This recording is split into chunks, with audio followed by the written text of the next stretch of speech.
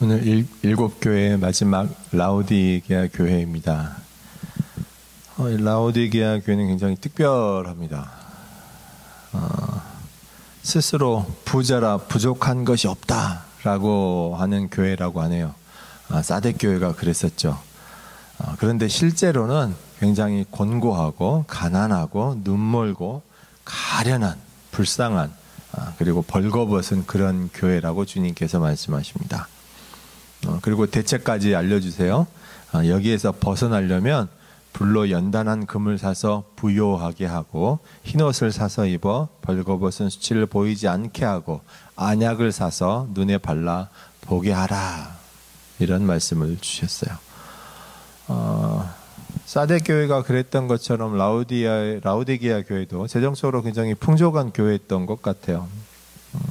그런데 세상에 풍족한 돈과 재물은 우리의 삶을 진정으로 부유하게 할 수 없습니다. 불로 연단한 금이라는 것은 우리의 삶을 말하는 것이죠.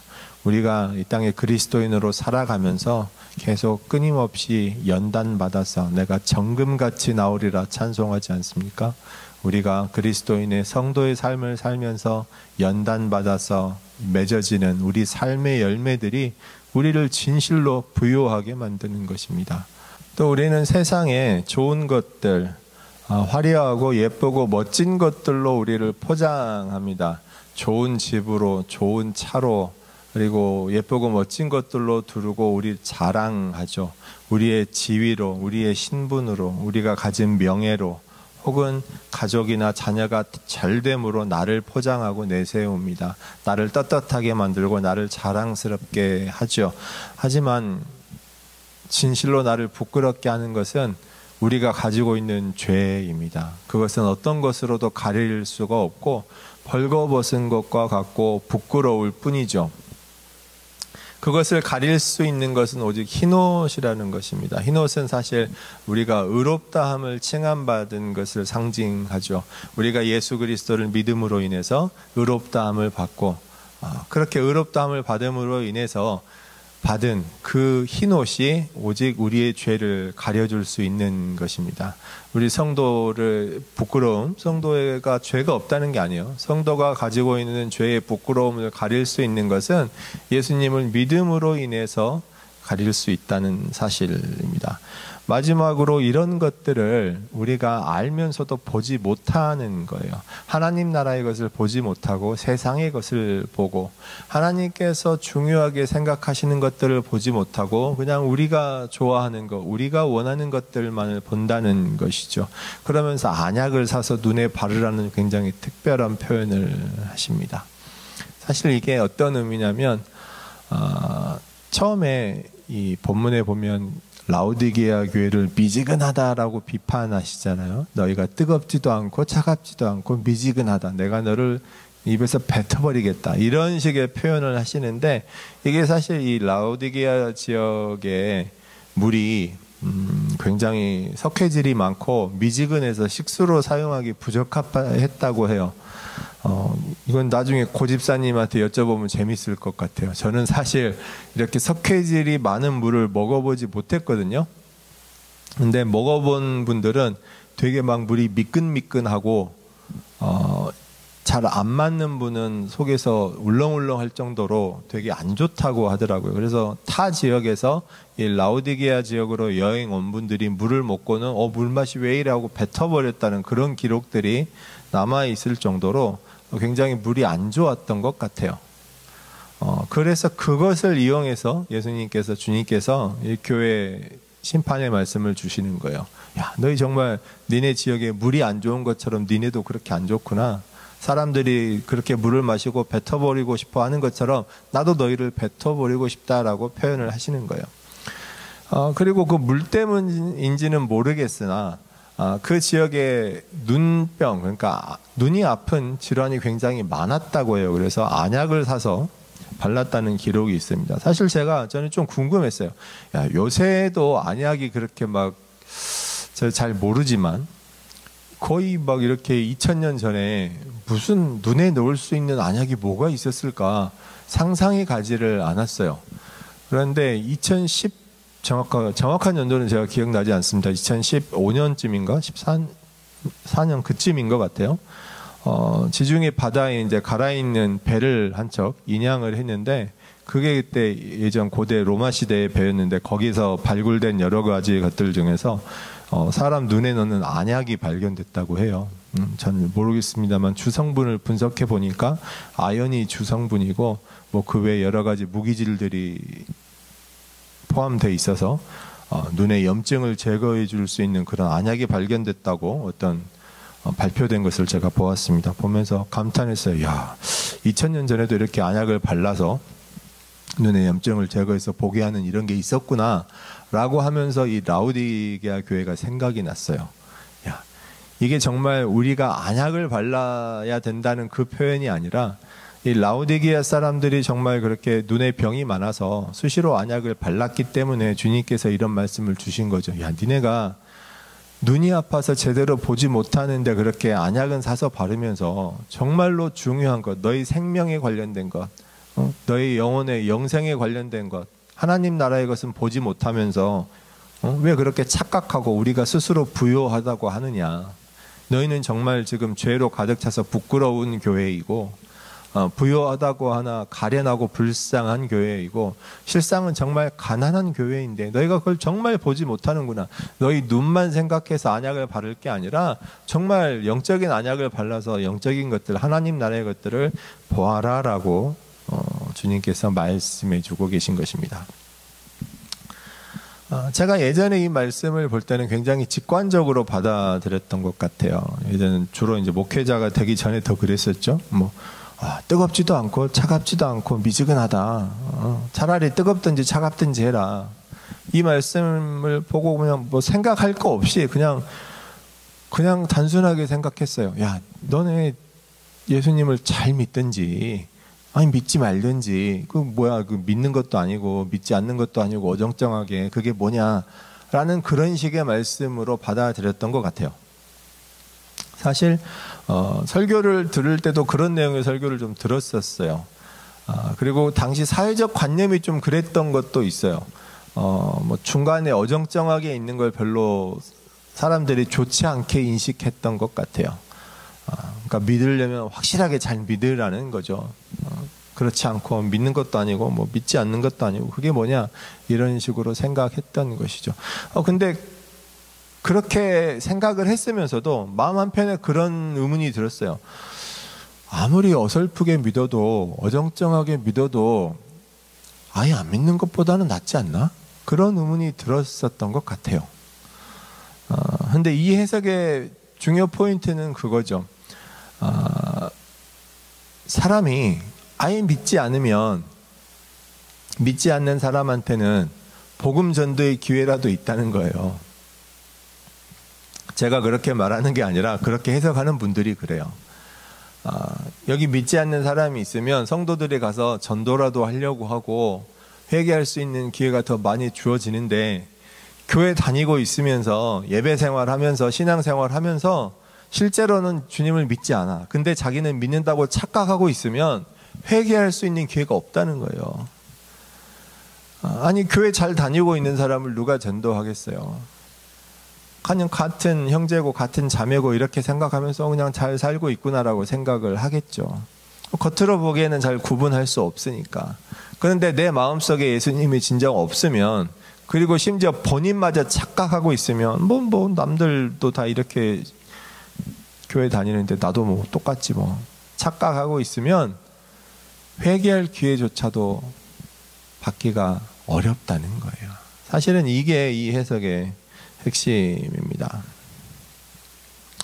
근데 항상 힌트는 그 말씀 자체에 있다고 제가 말씀드렸었죠. 7교회를 설명하면서 항상 주님이 스스로를 잘 설명한 어떤 표현들을 하시는데, 오늘 말씀에 보니까 뭐라고 되어 있냐면 아멘이시요 충성되고 참된 증인이시요 하나님의 창조의 근본이시니 라고 되어 있습니다.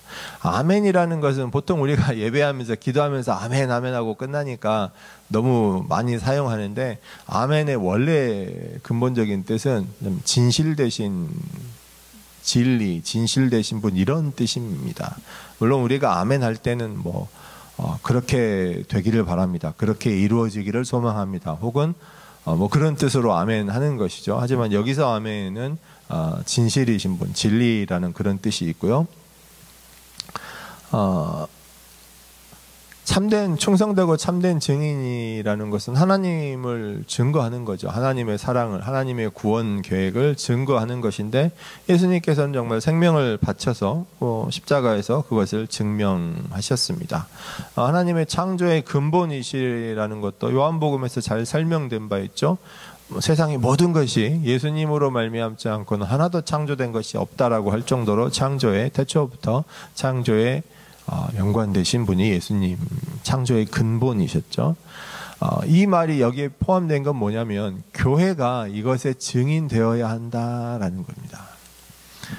교회가 그냥 성도들이 모여서 교제하는 것이 아니라 하나님의 창조의 근본이 증거되어야 하고, 하나님의 창조가 증거되어야 하고, 하나님의 구원이 증거되어야 한다라는 겁니다. 하나님의 구원이 예수 그리스도의 십자가 복음으로 이루어진 것을 교회가 증거해야 하는 거예요. 그것이 진실이고 진리라는 것입니다. 그러면 라오디게아 교회는요, 그것을 못했다는 거예요. 사대 교회와 혼동할 수가 있는데, 둘 다 굉장히 풍족한 교회였는데 사대 교회는 성령이 부어지지 않은 교회였고, 이런 것들을 전혀 하지 않아서 그냥 죽은 교회였죠. 반면에 라오디게아 교회는요, 죽은 교회는 아니었어요. 겉으로 보기에는 뜨거워 보일 수도 있는 그런 교회였어요.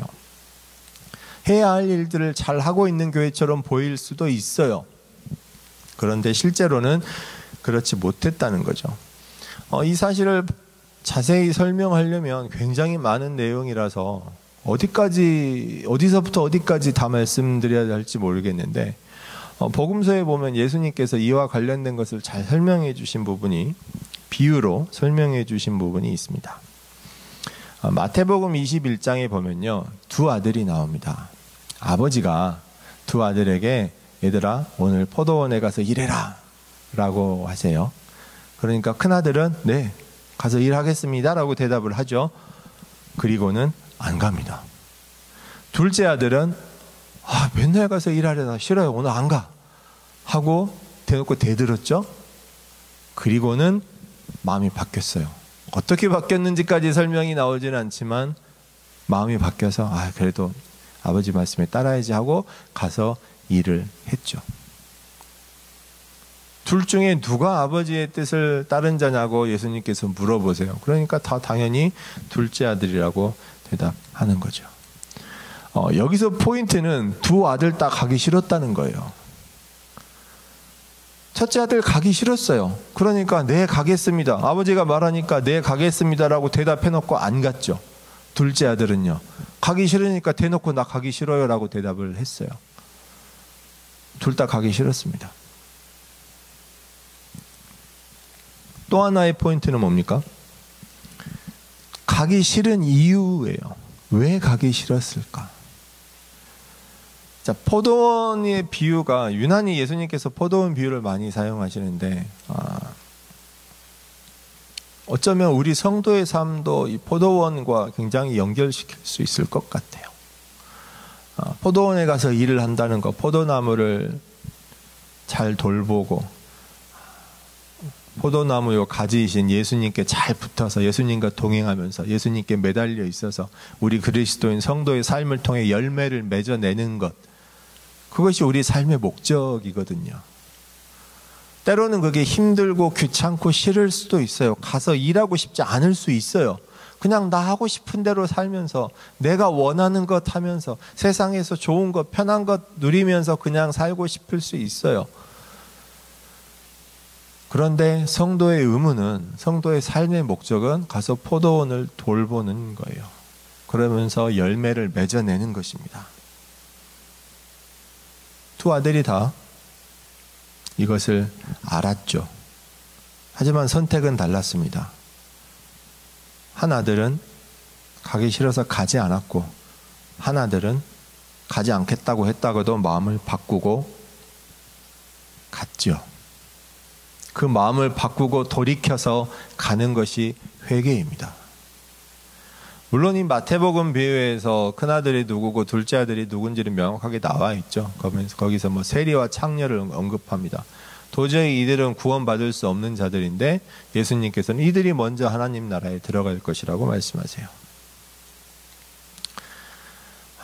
만약에 회개하지 않고 가지 처음부터 그냥 노라고 말하고 회개하지 않고 안 가면 그냥 죽은 교회가 돼버리겠죠. 그런데 이 큰아들의 모습을 잘 생각해 보면 사대 교회와 라우디게아 교회를 구분하는 데 도움이 될 것 같습니다. 우리 삶에 있어서 성도의 삶의 목적과 의미를 잘 생각해 보셔야 합니다. 내 마음대로 살다가 가끔 생각나면 성도의 의무를 행하는 것과 성도의 의무와 목적에 충실하게 살면서 하나님의 축복을 은혜로 선물로 받는 것은 굉장히 큰 차이가 있습니다. 아버지의 뜻에 따라 사는 것, 그에 대한 선물로 이 땅에서 여러 가지 행복과 평안과 즐거움을 누리는 것, 이것을 전도서에서 뭐라고 표현합니까? 헛되고 헛된 삶 가운데 해 아래에서 수고하고 누리는 우리의 몫이라고 표현합니다. 반대로 같은 것 비슷해 보이지만 순서가 뒤집혀 버리면요, 이 땅에서의 즐거움과 행복과 기쁨이 더 먼저가 되는 거예요. 우리 삶의 중요한 가치관이 되어서 내 행복이, 내 가족의 행복이 최고의 가치가 되는 거예요. 그리고 아버지의 뜻은 남들 하는 만큼, 혹은 가끔 생각나면, 혹은 그냥 내가 남는 여유로운 시간, 남는 시간과 남는 재능과 남는 물질을 통해 그냥 할 수 있는 만큼만 이렇게 하게 되면 겉으로 보기에는 비슷해 보일지 몰라도 순서가 전혀 뒤바뀌어서 전혀 다른 것이 됩니다. 전도서는 이걸 뭐라고 표현하냐면 한마디로 헛되고 헛되며 헛되고 헛되니 모든 것이 헛되도다, 이렇게 표현합니다. 자, 화면 누가복음 15장에도 두 아들이 나옵니다. 거기서는 둘째 아들이 방탕해가지고 아버지한테 자기 아버지 죽으면 나 받을 유산 미리 달라고 하죠. 그거 가지고 먼 곳으로 가서 방탕하게 다 써버립니다. 이런 못된 아들이 없겠죠. 그 아들이 가진 재물을 다 써버리고 굉장히 이제 비참한 환경에 처하게 되죠. 굉장히 비참한 환경에 처하게 되니까 그때 아버지가 생각이 납니다. 내가 아버지께로 돌아가리라. 사실 이것도 회개입니다. 근데 우리가 생각하기에, 우리가 바라보는 바람직한 회개의 모습은 아니죠. 뭔가 예수님을 만나서 자신의 잘못을 깨닫고 회개하는 것이 아니라 그냥 비참한 환경에 놓여서 가진 돈을 다 써버리고 먹을 것이 없어서 돼지 먹는 열매 훔쳐 먹다가 비참한 생각에 아버지 집에 가면 종들도 풍족하게 있는데 내가 지금 여기서 이게 무슨 짓이야. 아버지께로 돌아가리라. 이건 정말 근사하고 멋진 회개의 모습이 아닙니다. 그런데 사실은 현실적으로 이루어지는 회개는 어쩌면 다 이런 모습인지 몰라요.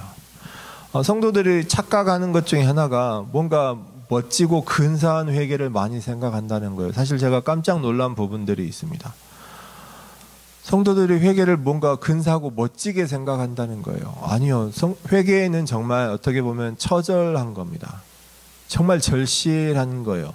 이것저것 따지고 생각할 겨를이 없이 그냥 절박한 거예요. 정말 눈물, 콧물 다 쏟고 전혀 겉으로 보기에 좋아 보이지 않는 모습일 수 있어요. 그게 회개의 모습이죠. 그런데 그렇게 회개해야만 우리가 살 수 있습니다. 이렇게 아버지의 집을 완전히 나가버린 아들이 세상에서 잘 나가고 즐거울 때는 아버지를 잊고 살다가 내가 정말 비참해지고 어려워지니까 아버지께로 돌아오죠. 이건 정말 이렇게 해야 돼 라고 싶지만 어찌 됐든 중요한 것은 회개하고 아버지께로 돌아왔다는 것입니다. 이 라우디게아 교회가 심판받는 지점이 바로 이와 연결되어 있어요. 누가복음에서 집 나간 둘째 아들과는 달리 아버지와 함께 있던 첫째 아들은 좋은 아들인 것처럼 보입니다. 그런데 자기 동생이 돌아왔을 때 그 동생을 받아줄 만한 사랑도 갖고 있지 못했어요. 그 첫째 아들에게 있어서도 중요한 것은 아버지의 뜻에 따라 아버지와 함께 있는 것이 아니고, 비록 몸은 아버지와 함께 있었으나 그 첫째 아들도 불만에 가득 차서 아버지께 이야기하죠. 야, 내가 아버지하고 있으면서 맨날 수고하고 힘들고 땀 흘려 일하면서 고생할 때 나한테 뭐 친구들하고 파티라도 한번 열어줘 봤냐고, 나한테 뭐 죽이라도 해봤냐고, 그 불만에 가득 차 있었죠. 지금 동생이 살았는지 죽었는지도 모르던 동생이 돌아왔는데,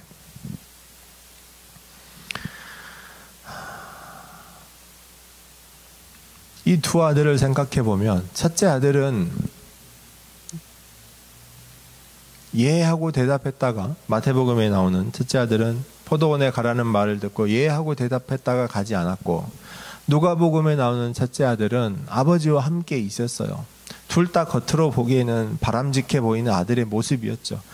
그러나 마태복음의 첫째 아들은 포도원에 가지 않았고, 누가복음의 첫째 아들은 아버지와 함께 있기는 했으나 그 마음에 동생을 포용할 만큼의 사랑도 없었고, 아버지와 함께 있기는 했으나 그 마음이 아버지의 뜻에 가 있는 게 아니라 세상의 좋은 것, 즐거운 것만을 바라보고 살았던 거예요.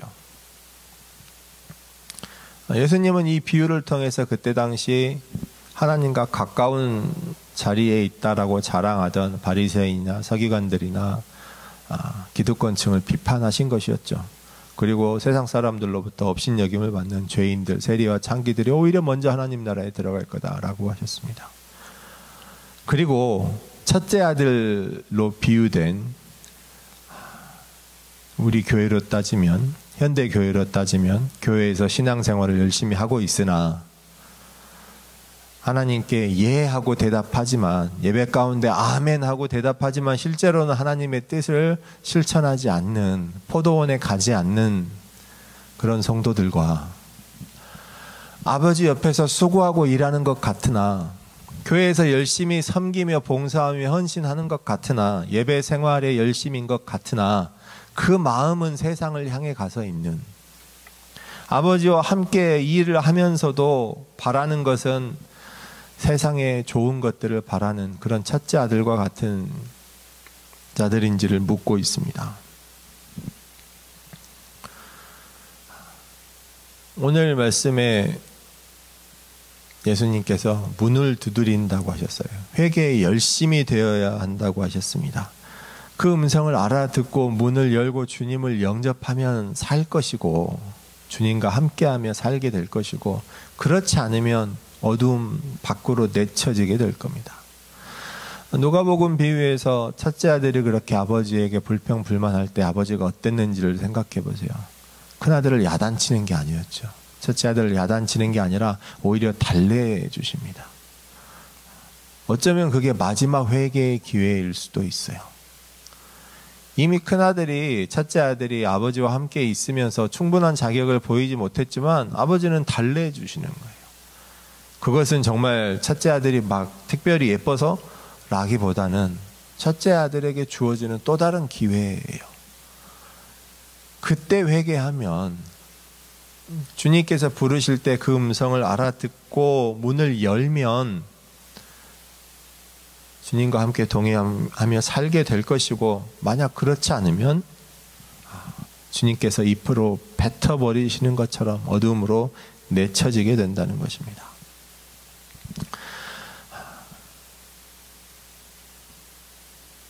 뜨겁든지 차갑든지 미지근하다를 한번 잘 생각해 보시기를 원해요. 이건 그냥 비유인데요. 미지근하다는 것은 뜨거움을 알지 못하면 미지근할 수가 없어요. 둘 중에 하나죠. 뜨거웠다가 식어버렸든지, 아니면 차가우면서 뜨거움으로 가다가 충분히 뜨거워지지 못했든지 둘 중에 하나겠죠. 이게 무슨 뜻이냐면, 하나님을 아예 알지 못하면 미지근할 수조차도 없어요. 그러니까 하나님을 아는 거예요. 하나님의 복음을 알아요. 예수 그리스도를 알아요. 교회를 알아요. 하나님의 나라도 알아요. 물론 이 안다는 것이 진정으로 아는 건 아니죠. 그냥 겉으로 피상적으로 알아요. 아는 것처럼 보여요. 그런데 충분히 뜨거워질 수가 없는 거예요. 그걸 왜 뜨거워지지 못할까요? 오늘 두 아들의 모습이 보여준 것처럼 포도원에 가기 싫은 마음이에요, 사실은 그게. 세상에 좋은 것들이 너무 좋아서 미리 돈 달라고 해서 집 밖으로 나가버렸던 둘째 아들이나, 아버지 옆에, 몸은 아버지 옆에 있으나 마음은 동생과 같이 세상에 좋은 것을 바랬던 그 아들처럼 마음의 욕망이 그래요. 우리가 예수님을 믿고 영접해서 교회에 나와서 예배 드리고 찬송하고 기도하고 또 돌아가서 성도의 삶을 산다고 하지만 우리 마음속에 세상의 욕망이 없는 게 아니에요. 세상 사람들이 좋아하는 거 우리도 좋아하고요. 세상 사람들이 원하는 거 우리도 원합니다. 그런 우리 마음속에 있는 욕망들이 하나님을 아는, 하나님께로 가는, 하나님과 함께 하고자 하는 그것들을 계속 방해해서 뜨거워질 수 없게 해요. 그걸 아예 포기해버리면 죽은 교회가 되는 거고요. 포기하지 않고 그냥 적당히 하면 미지근한 교회가 되는 거예요. 제가 오늘 말씀 제목을 세상 편한 교회라고 했어요. 액센트를 앞에 주면 세상 편한 교회입니다. 세상 편한 교회. 아버지의 뜻에 따라서 포도원에 가는 게 먼저가 아니게 되는 거예요. 나 할 일 다 하고 시간 남으면 포도원에 잠깐 들려볼까가 되는 거예요. 어쩌면 우리가 요한계시록에서 본 7교회의 유형 중에서 현대교회 중에 라오디게아 교회 같은 교회가 제일 많은지도 모르겠어요. 사실은 그래서 두렵습니다. 왜냐하면 사람이 어떻게 완벽한 믿음을 가질 수 있어요. 저도 목사지만 목사도 완벽한 삶을 살 수 없어요. 택도 없죠. 성도로서 해야 될 의무가 내 삶의 최우선 가치가 돼서 살아간다고 어떻게 떳떳하게 말할 수 있어요. 그러지 못한 내 모습을 보면서 끊임없이 깜짝깜짝 놀라고 다시 주님께 기도하죠. 그렇게 될 수 있게 해달라고. 또 노력하다가 또 다시 돌아보면 그렇게 못하는 나의 죄악된 모습이 있고,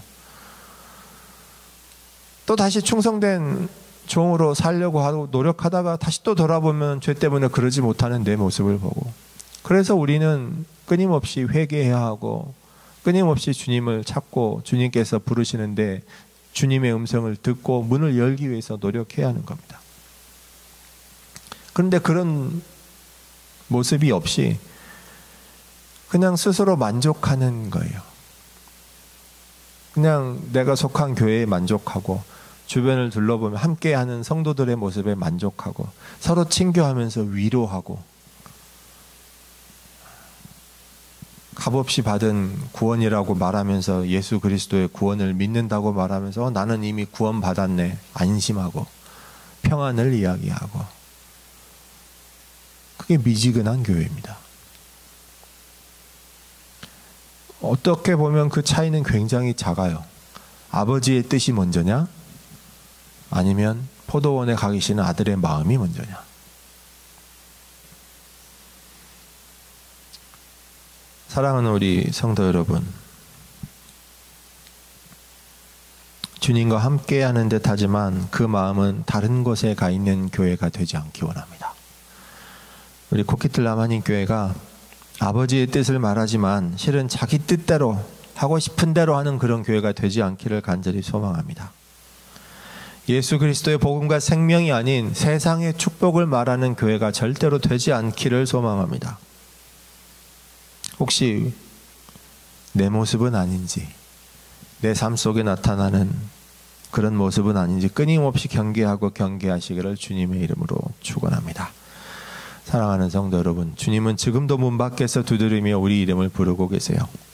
그 음성을 듣고 회개하고 주님을 영접하고 주님과 함께 하늘 보좌의 영광이 함께하는 저와 여러분 되시기를. 아멘이시오 충성되고 참된 증인이시오 하나님 창조의 근본이신 주님의 이름으로 축원합니다. 기도하겠습니다.